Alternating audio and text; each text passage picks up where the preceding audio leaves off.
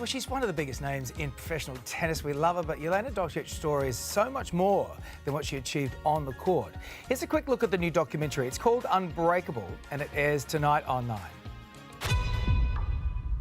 She was a teenage sensation who lit up the greatest stage. She had the talent in the game to be number one. A result surely that no one here could have predicted. But her life was falling apart. I knew that if I lost, there would be problems. Players had noticed bruising on her body. He was intimidating.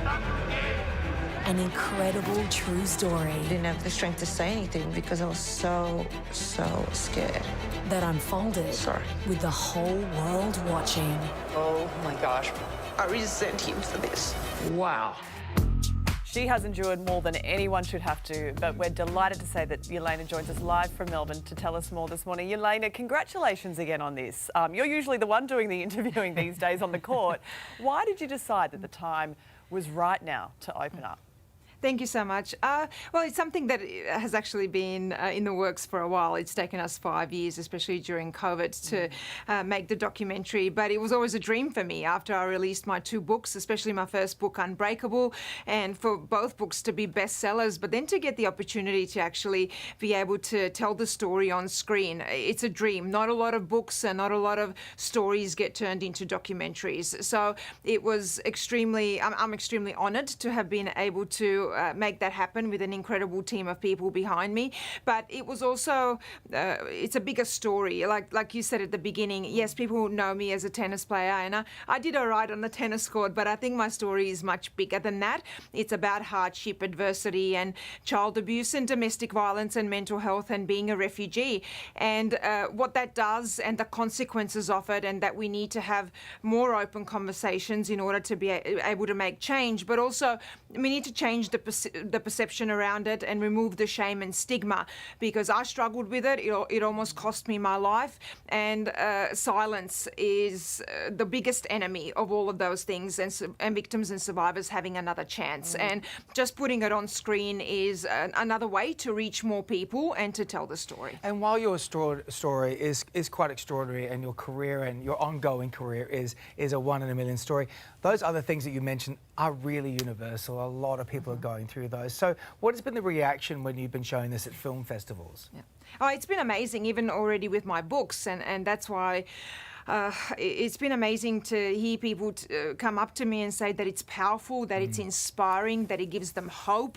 That, of course, it's a hard watch and a hard read, both my books and my documentary, but that's the whole point, because life is not sunshine and rainbows. And like you said, it's universal. So many people go through a lot of these things that I talk about and that I've been through. So it really resonates with them. And it's not that my books and the documentary are number one. It's not about getting the standing ovation because it's obviously it's been done well, but it's more so that you can see people are craving for this type of stuff because there's been so much silence around it for a very long time. Yes. So I think my story is just one out of many, like Simone Biles and the Athlete A documentary, the Me Too movement. It's really creating change, and even me speaking up, it might help someone else realize what they're going through, help them in some way. And ultimately, I do want people to look at this though as a story of success, like a successful story, that I'm a winner at the end of the day, that you can come through it, and maybe someone out there will say, you know what, she did it, I can do it too. No, seriously, your strength is absolutely incredible. You are an amazing person. And, you know, I can't imagine what it must feel like for you, having had other people try to run your life and tell your story and own your story for so long, to now be putting it out in your own way, through your own control, with your own truth, and to get that reaction from people. How does that affect you? It's incredible because I found my voice, really. By speaking up and sharing my story, I found my voice, and for the very first time in my life, in almost 40 years, I was not silenced.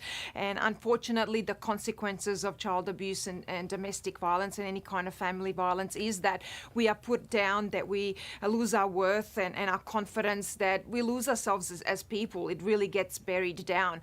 I really started living for the very first time and found joy and happiness when I spoke up and told my story. My book took, and I didn't even know that it would do that. For me, it was all about wanting to tell my story in order just to maybe help someone out there, but it changed my life, and it actually saved my life. And now it's my purpose, my why, what I want my legacy to be. And I really believe in the power of vulnerability, but we need to have safe spaces and environments for people to feel safe, like they can speak up about this in order to be able to get help and in order to have a voice and be able to share their story. I think also the shame and stigma needs to change sides from victims and survivors to abusers and perpetrators, as well as those that try to silence it. Absolutely. Well, it's going to be on at 9 o'clock tonight, and it really is going to be a must-watch. While you're here, though, Jelena, can we just pivot for a bit? I know you're still recovering from the 2 weeks of the AO magnificent AO.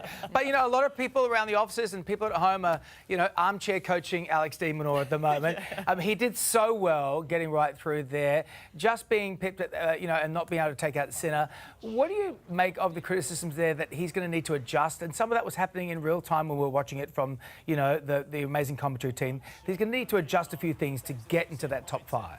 Yeah, look, it's not easy to be at the top of the game, but also at the same time, you've got someone that's just reached 4 Grand Slam quarterfinals in a row, and you've got someone that's ranked 6th in the world. So if that's not good, I mean, come on, it's a little bit harsh, especially he's still so young. So I really am not a fan of that at all. Not everyone also is going to win Grand Slams and be #1 in the world, although I really believe that Alex can win a Grand Slam or get to the final of a Grand Slam. But even saying about someone that's 6th or 7th in the world that it's maybe not good enough, or that he lost to Sinner. Of course, someone that's lost 6 matches in 13 months, you know, has been unbeatable, as we saw him win the tournament. So I think in general, we just need to kind of more, I think, celebrate Alex and embrace what he's done. He's top 10 in the world, continues to play well. And also, he's such a great role model and example in the way that he carries himself. So I really hope that a lot of that kind of pressure and criticism can go down, and more so that we can celebrate him for the incredible competitor that he is. And he does Australia proud, whether it's when he plays here or when he plays overseas. More of that. More of that thought Last process. year was his career best season. Yeah. So, you know, the only way is up for Alex de Minaur. Yeah, we love him. I'm in general a big advocate for that positivity, especially in the media space. And it's also a little bit of what my documentary shows, of what kind of the negative can do and what the positive can do. So when I saw that, I really felt for him. And to be 6th in the world and be reaching 2nd weeks of Grand Slams, and then you get criticism because you've lost to the best player in the world, is a bit harsh. There's no win, is there? It's a lot harsh. Jelena, we love you. Thank you for giving us some time this morning. Lovely to chat. See you soon. Unbreakable, the Jelena Dokic story, premieres tonight at 9 p.m. Eastern Daylight Time, only on 9 and 9 Now. And if this segment has raised any concerns for you, you can always head to 1-800-RESPECT or the number on your screen there. Hey there, Today fans. Sarah and...